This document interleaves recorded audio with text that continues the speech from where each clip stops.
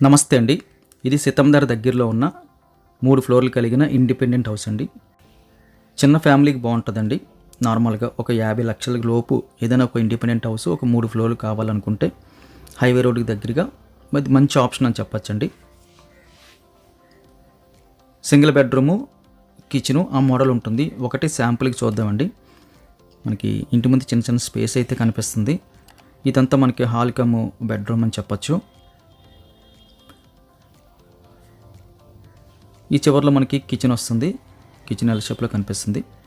ఇక్కడ మనకి బాత్రూమ్ వస్తుంది. అలానే 3 ఫ్లోర్లు కూడా కనిపిస్తాయి ఇంచుమించు ఒకేలాగా. అయితే ఒకటే ఫ్యామిలీ తీసుకుని ఉండొచ్చండి. అదేవిధంగా లేదంటే ఒకటి రెంట్కి ఇచ్చుకుని 2 ఆటలు మనం స్టే చేసినా సరే మనం సామాన్లు అవి పెట్టుకొని సరిపోద్ది. పూర్తిగా వాడుకుంటే 3 ఫ్లోర్లు కూడా ఎక్సలెంట్గా అయితే డిజైన్ చేసుకోవచ్చు. డూప్లెక్స్ మోడల్ అయితే వాడుకోవచ్చు. ఒక ఫ్లోర్ అంతా మన హాలు, ఒక ఫ్లోర్ అంతా బెడ్రూమ్స్ 2 చేసుకొని ఒక దాంట్లో అయితే మనం కిచెన్ ఏర్పాటు చేసుకుంటే కంప్లీట్గా అయితే చాలా నీట్గా అనిపిస్తుంది. ఒక ఫ్యామిలీకి బాగా చిన్న బడ్జెట్ అండి. చిన్న ఫ్యామిలీకి సూట్ అవుతుంది. ఒక 50 lakhs లోపు ఎవరితో సంబంధం లేకుండా పూర్తిగా చిన్నదో పెద్దదో ఇండిపెండెంట్ ఇల్లు ఉంటే చాలు అనుకునే వారికి అయితే సూట్ అవుతుంది.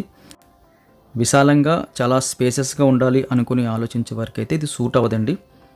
చిన్నదో పెద్దదో ఒక ఇండిపెండెంట్ మంది అనుకునే వారికి ఇది సూట్ అవుతుంది.